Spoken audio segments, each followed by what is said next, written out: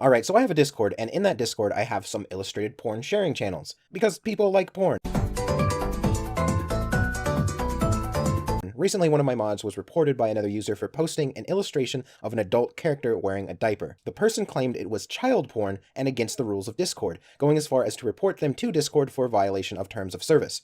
I thought, well, that's stupid. Drawings can't possibly be against the Discord guidelines, but as it turns out, they can. Discord, in their own words, does not allow sharing illustrated pornography which depicts minors, and goes on to list the examples of lolicon and shotacon. I actually had to look up what that even meant, but basically they're talking about porn of underage anime characters.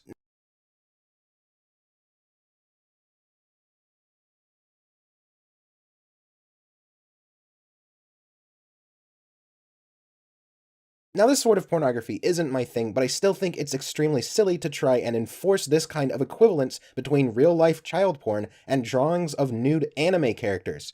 And even if you do, where do you draw the line between what is and isn't a minor when it's an illustration?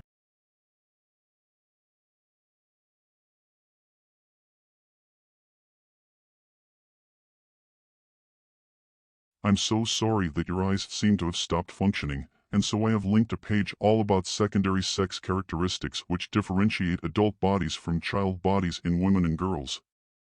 It's wide and blurry at best, and takes away people's freedom to view this kind of art in exchange for a non-existent increase in safety. Who is it hurting? Who is being exploited when people draw these bobble-headed, dinner plate-eyed characters nude?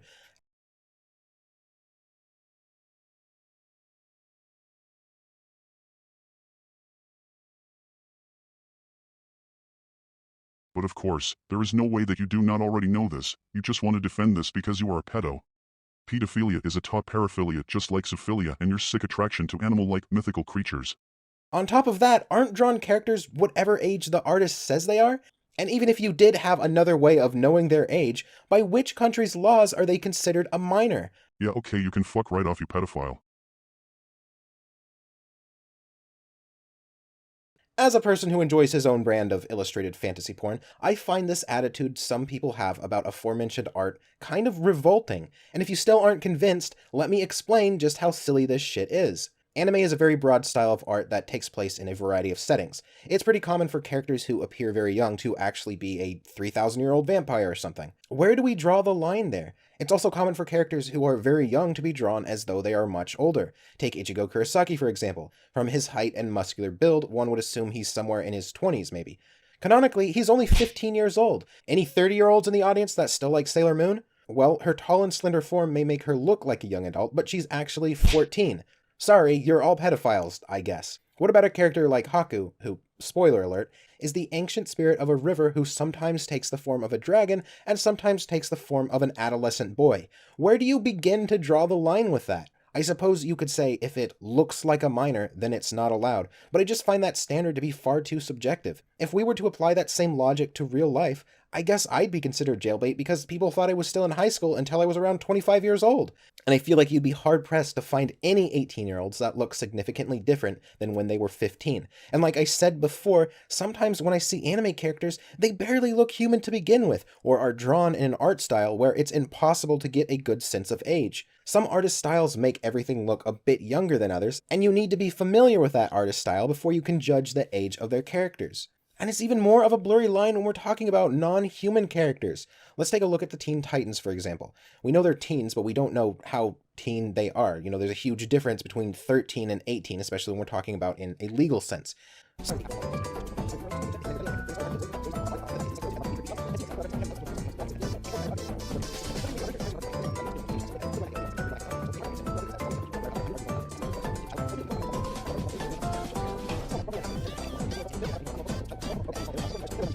Do you see how silly this shit is? These lines of what is and isn't allowed as illustrated porn are completely arbitrary. And I already know what the counter-arguments are going to be. Oh, child porn is bad. Yes, no shit, but this isn't child porn. It's like people forget that the reason that things like child pornography are bad is because it hurts and exploits actual children. An artist making these illustrations hurts and exploits no one. And no, I don't believe that looking at this kind of porn turns people into pedophiles. People have agency. They are in charge of their own actions. It's the same argument that people try to make that playing violent video games makes people violent. No amount of looking at porn is going to make you molest someone, just like like no amount of playing Overwatch is going to make me press Reaper's Q in a crowded building. The whole idea of banning certain kinds of art because it has a fetish that you don't like is authoritarian, frankly. It's a dangerous road to travel because now you're saying that art isn't sacrosanct. The fact that it was a furry who had a fit over this in the first place is kind of astonishing to me. Don't you understand that there are people who consider furry porn to be bestiality and want it banned, just like they want lolicon or whatever banned? If we go down this path, then pretty soon we're smashing windows out of churches and burning nativity scenes because they show pedophilic images of Jesus' little dingle-dangle.